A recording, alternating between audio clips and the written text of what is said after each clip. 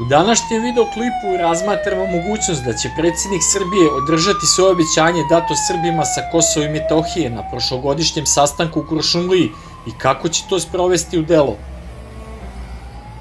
Naime, predsjednik Srbije na odluku prištinskih vlasti o zameni srpskih ličnih karata za kosovske, za sve one koji imaju ove dokumente izdate od strane srpske policije, a od 1. avgusta ove godine žele da uđu na prostor tzv. Kosova, kao i u zameni registracionih tablica sa oznakom KM, odnosno Kosovska Mitrovica, izdatih takođe od strane MUP-a Srbije, za registarske tablice sa oznakom RKS, odnosno Republika Kosovo, što je izazvalo revolt kod srpskog stanovništva i da zbog toga neće dozvoliti novu akciju Oluja kojom je srpsko stanovništvo proterano iz Republike Hrvatske 1995. godine.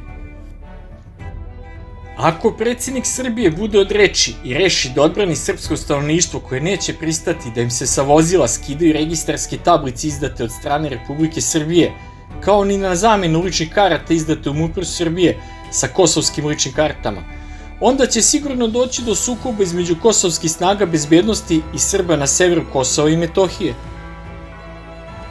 U tom slučaju će Srbija morati da zaštiti goloruki narod na Kosovu i Metohiji upotrebom sile, a u tom slučaju jedinice srpskih bezbednosnih snaga koje će prve preteći u pomoć golorukom srpskom narodu su jedinice specijalne namene, pre svega 72. brigade za specijalne namene i pripadnici MUP-a Srbije, odnosno njene vojne jedinice žandarmerije.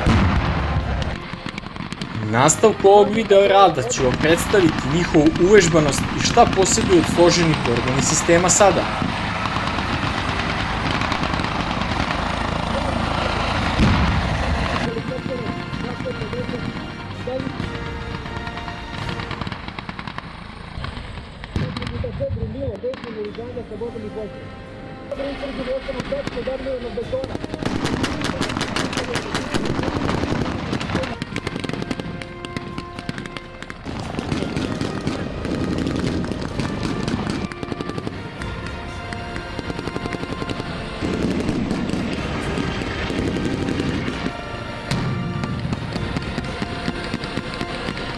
Jedan terorista pokušao da beže iz objekta, upotrebu službe se evakuišu u borbenom rasporedu u rejon prikupljena dok sanaciju terena pre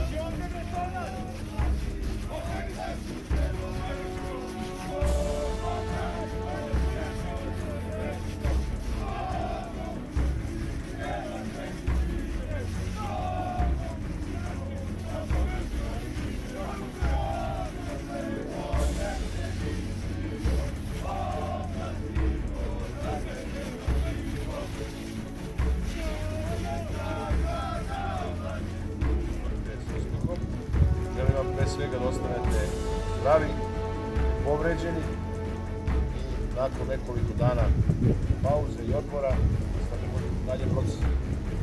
To je tako po planu i programu i to se mora ispoštovati. Nama je vaša porodica, svako dobro, sreću i nadam se 7 dana, para bar.